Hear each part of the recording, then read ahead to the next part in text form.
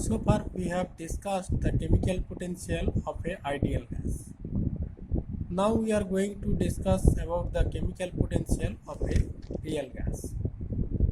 So in this case, what we have noticed, we know that the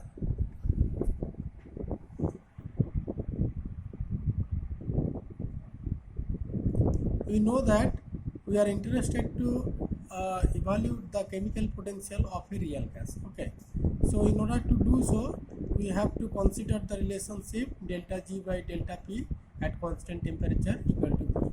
Okay, that is the thing. We have already proved this for any gaseous system or any system from the second law of thermodynamics. Now a system is isothermally going from a one state to another state, where first state, initial state, has pressure P1, volume V1, temperature is T, and the Gibbs free energy is G1. In the second state, the Gibbs free energy is G2, and pressure is P2, and volume is V2, and T is here, again temperature is T. Because this is isothermal process, so the temperature of both the states are equal. Now dG will be equal to VdP at constant temperature. You can get this delta G by integrating VdP from initial to final state. Now in previous case we have noticed that we have convert this V term to the P term, that is V equal to nRT by P, and we have replaced this V with nRT by P. Then we have got the LNP and the relationship. But in case of a real gas, that type of relationship is not straightforward. Okay, so in order to find the P and V relationship, we have to look the equation of state for real gas. One of the equation of state for real gas, that is real gas equation, is your van der Waals gas equation, where we have P plus, what is the van der Waals equation?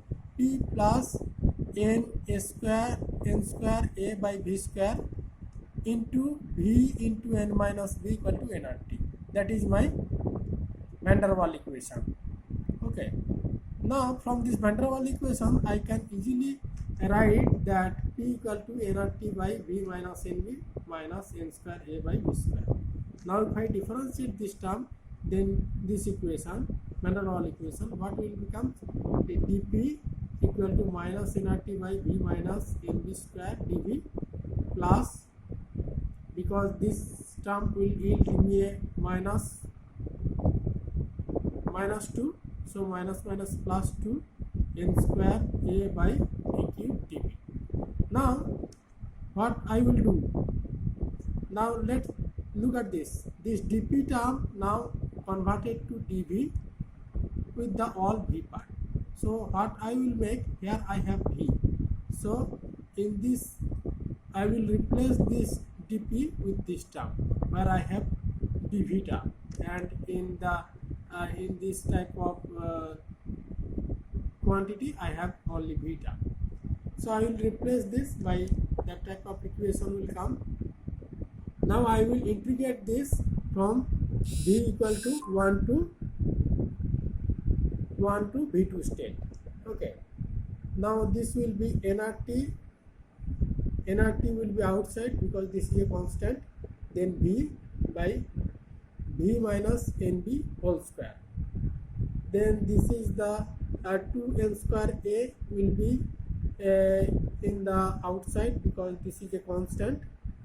Now this will be 1 by V square, so this integration is straightforward and this will yield this type of value, 1 by V2 minus 1 by V1. Okay, again the minus sign will be appear for this 2, that is this will be minus 2, so the coefficient will come minus 1, so minus will be here. Now if I want to integration for this V by V minus NV whole square, what I will do, I will simplify these things. What I will do, I will do the V minus NV plus NV. then V will, this numerator becomes look like this. Then what I will do, I can do this one part and NB other part. So if I take the first part, then my denominator will be V minus NB, and the second part, that will be NB by V minus NB whole square dV.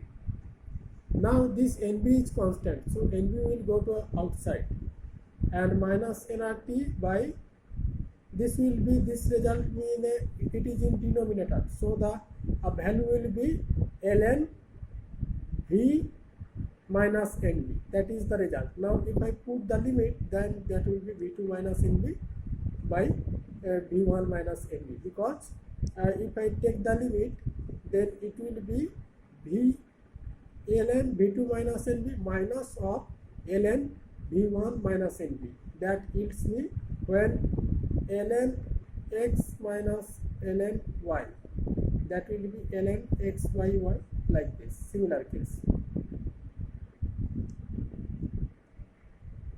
Okay, this is similar case.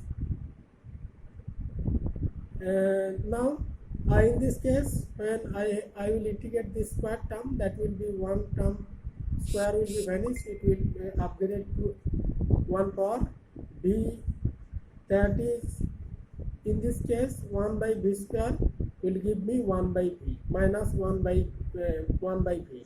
So similarly this will yield me minus 1 by b minus nb, that is the integration. Now in the place of b minus nb, I will use b1 to b2 limit. So what will become this minus sign?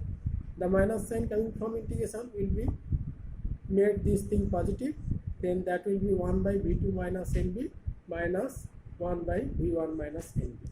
That is okay. Then last thing I have already told you, that is the expression. Now if I divide this term both side, the previous term by both side n, then it will be g2 by n and minus g1 by n, that will be yield me mu2 minus mu1, that is chemical potential of final state minus chemical potential of initial state. Then it will be look like this, n, or everywhere there will be a division of n, so that will be yielding this type of result. If you look at this thing, that determination of such type of chemical potential for real gas is very tedious, and you have to know everything about the gas, that is the nature of gas, what is the B value, what will be the A value, and how it is changing, and various parameters you have to know. So is there any shortcut way, or is there any better way to find the delta G value for a real gas, from where we can easily determine the chemical potential of real gases? Then G.M. Lewis comes with a very nice idea, and according to him we can replace this type of tedious job with a very simple consideration by taking a new function f. He had taken a new function f, which is replace the P, that is the pressure, which we have noticed in the chemical potential for real gases, ideal gases. If you remember the chemical potential of a real gas, ideal gas, if I take G2 minus G1 for a ideal gas, then that expression becomes nRT ln P2 by P1. Okay. Now Lewis introduced that I can replace this pressure term of ideal pressure term, which is used to express the chemical potential of ideal gas, by a new function f, which can give me the chemical potential for a real gas. Thus this f is a you can say the pressure of the pressure correction factor for real gas which made the real gas like a ideal gas. So this function f is known as fugacity function of ideal gas. Basically, the fugacity of real gas equal or equate the pressure term of ideal gas. That is, you can say pressure of ideal gas is a manifestation. Fugacity is the manifestation of the pressure of a real gas, which is equal to the pressure of a ideal gas. Now, because if you remember, that type of relationship only held by a real gas, that is where ln P2 by P1. Now, if I want to make my real gas equation and to a ideal gas equation, and what I have to do, I have to make some correction. Okay, that correction, and you can already remind yourself that the van der Waals equation and is a result of correction of pressure and volume for the real gases. Similarly, if I can correct the pressure of a real gas so that it can represent similar kind of phenomena which I can explain by a ideal gas case, then I am able to put this new function in the place where we are using pressure for ideal gas. Let's simplify this case. In case of ideal gas, I have pressure term, and in case of real gas, I will have this fugacity term. Okay, that is, fugacity is nothing. This is the manifestation of pressure for real gas. Okay, so thus the fugacity plays the role of pressure for the real gas, and it is not necessary that the fugacity will be equal to the actual pressure of the ideal gas, because I need to correct this pressure to make the pressure which is similar to the ideal gas case. Okay, that is you can say that this corrected pressure is written in the equation, but the pressure of the system is different. That means something is multiplied, or something is subtracted, or something is divided from this real pressure of the real gas, or actual pressure of the real gas. So we'll come to a new thing, then we will see what will happen.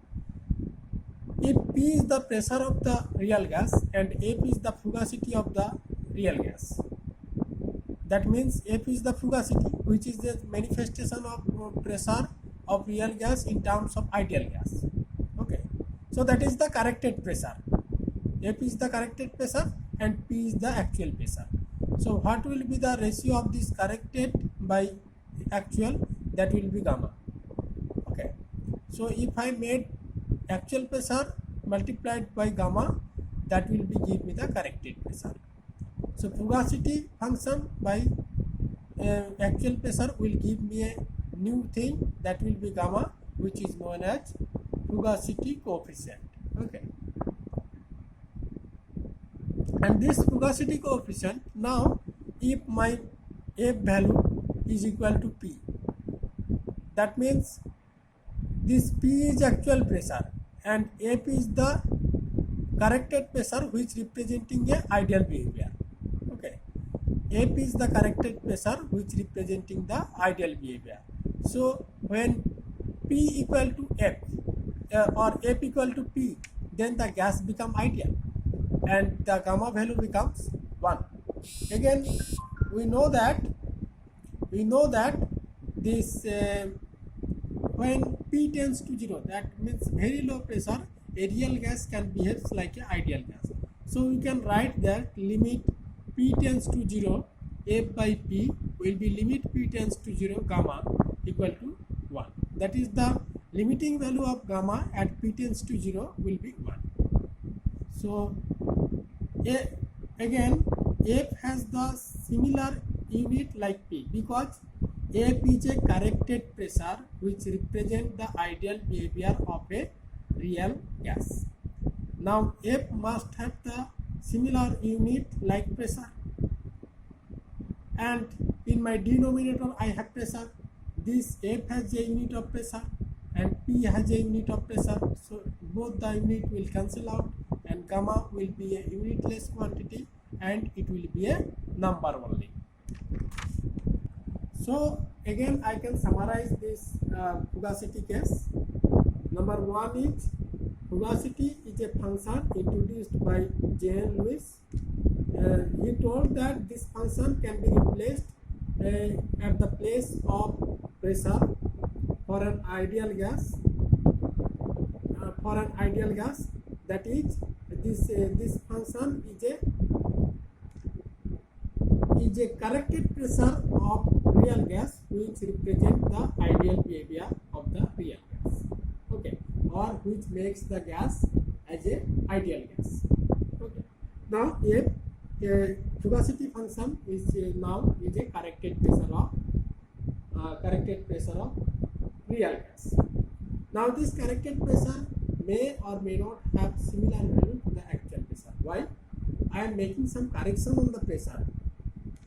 If I make a zero correction, then the actual pressure and the corrected pressure are equal. But if I made some correction, certain percentage of correction, then there will be a mismatch, and the corrected pressure and the ratio of corrected pressure to the actual pressure will be that percentage, or there will be a ratio. I will found a ratio. But when corrected pressure and actual pressure are both are equal, then I will get a ratio of 1. Okay. So this is fugacity is the corrected pressure. So fugacity has the unit of pressure, and this is related to a fugacity coefficient which correlates the actual pressure and the corrected pressure or the fugacity function. And fugacity function becomes 1 when the gas behaves like a ideal gas at t tends to 0.